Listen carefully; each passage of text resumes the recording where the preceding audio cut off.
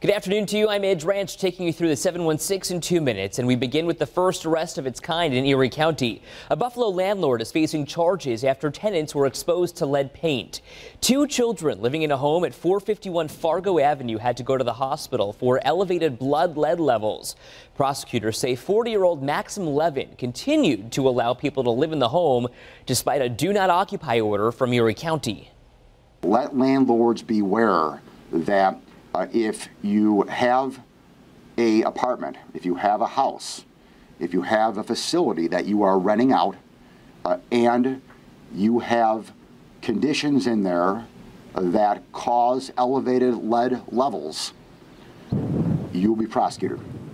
You are on my radar, especially if there are children involved and there are children living there.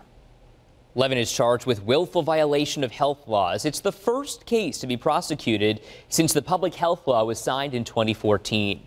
Charges against Empire actor Jussie Smollett have been dropped. Smollett was accused of lying to police about being attacked. He claimed he was the victim of a hate crime back in January, but an investigation later determined the attack was staged and the men involved were paid.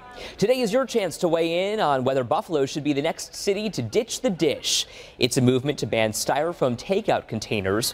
Common Council President Darius Pridgeon is considering the idea, but he wants to hear from you first. He's holding a listening session this afternoon at 2 at Buffalo City Hall. Now let's get a check your forecast with meteorologist Michelle McLeod.